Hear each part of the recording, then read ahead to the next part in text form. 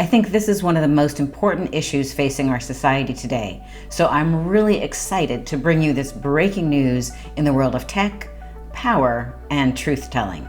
A former Facebook executive just published a bombshell memoir. The book is called Careless People, and its author, Sarah Wynne Williams, is not some fringe outsider. She was a senior leader inside Facebook for 7 years and their director of global public policy. Once, she was thrilled about all the ways Facebook was going to change the world, and now she is terrified by all the ways that Facebook is going to change the world. So she's blowing the whistle. From breaking news to business breakthroughs, this is Strategic Basics, and I'm Aurora Winter. Look, this is why this story matters now.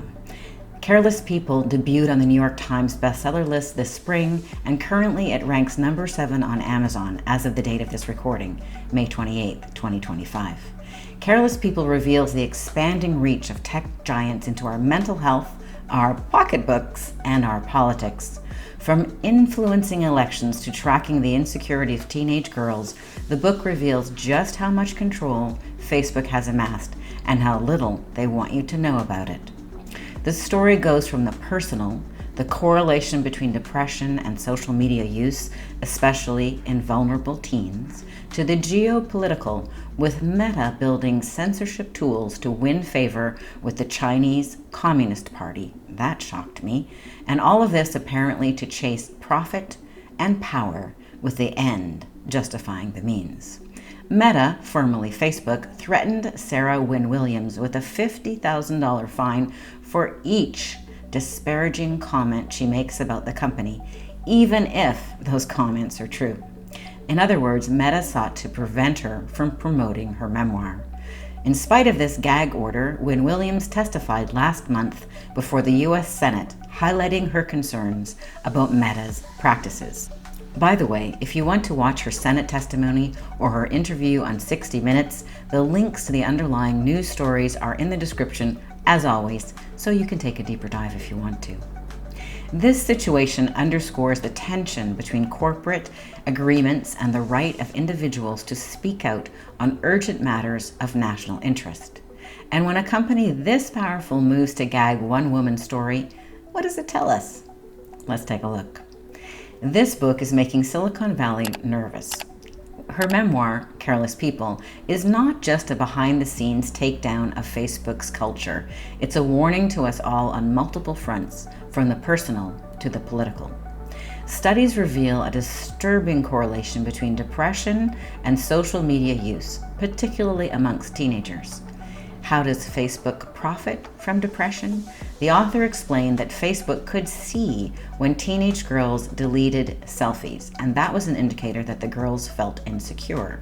Facebook then sold that information to advertisers to sell the girls beauty products at precisely the moment when those girls were most vulnerable and susceptible. Is it any wonder that many Silicon Valley executives do not let their own children use social media? What about you and your children? Wynne Williams describes a company that knew it could influence toothpaste choices and was only gradually becoming aware that it could influence elections, and of then-President Obama warning Zuckerberg about it. She also asserted that Zuckerberg placed business growth above national security and ethical considerations, fostering China's technological edge while blocking transparency in the U.S.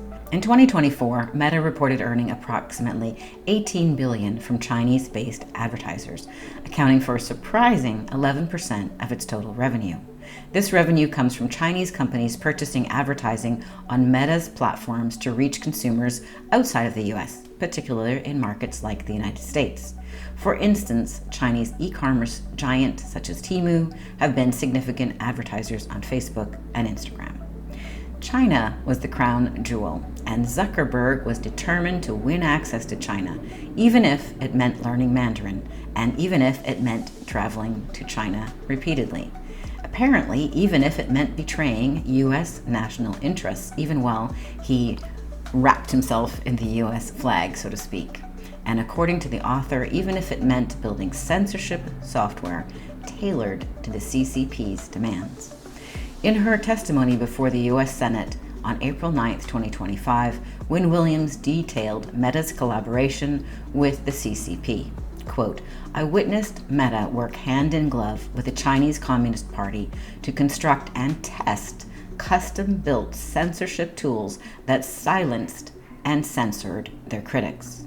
She elaborated on the surveillance capabilities developed. Quote, one of the more surprising things is that part of the censorship tool that was developed, there were virality counters. So anytime a piece of content got over 10,000 views, that would automatically trigger it being reviewed by what they called the chief editor. Notably, these tools were not limited to mainland China. Quote, the virality counters were not just installed, but activated in Hong Kong and also in Taiwan. I found that shocking. This quote-unquote chief editor had extensive powers.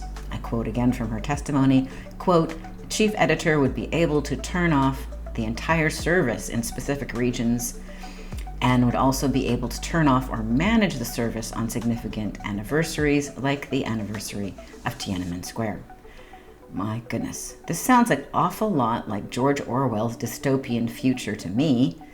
Is Mark Zuckerberg Big Brother? What do you think? Do you want Big Brother spying on you and selling that information to the highest bidder? Wow. And it challenges us to consider some important questions. Where should you use social media and where should you skip it? Are you concerned about the power tech giants have? Are you worried that your phone is spying on you? Let me know in the comments. I know after watching the documentary, The Social Dilemma, in 2020, I deleted a bunch of apps and turned off notifications. But now it's 2025, and those apps and notifications have crept back on. Something for me to be mindful of. Here's the messaging takeaway for experts, entrepreneurs, and thought leaders.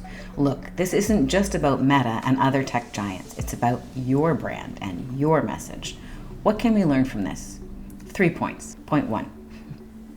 What does your business really value? Is profit the god you worship, like the golden calf? Or are you building something that makes a meaningful difference?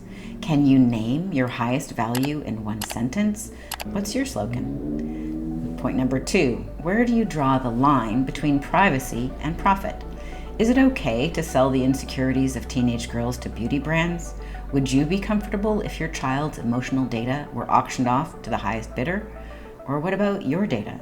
Studies show a correlation between social media use and depression. Do you care? Or does the convenience outweigh the risk? How do you want to use or not use social media? And number 3, for you to consider, who do you trust with pervasive power? When Williams reminded the Senate that in a new world run by AI, it's winner take all. If one company controls the platform, the algorithm, and the narrative, what happens to democracy, or privacy, or truth?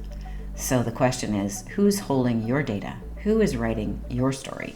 How can you protect what you hold most dear?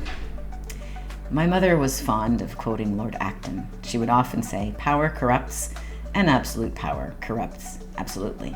Something for us to think about. Look, Careless People is a cautionary tale for sure, but it's also a case study in courage. When Williams' willingness to speak truth to power really inspired me. She must think her message is vitally important to risk the ire of Meta and their team of lawyers. If you like this video, please like and subscribe. It means the world to me.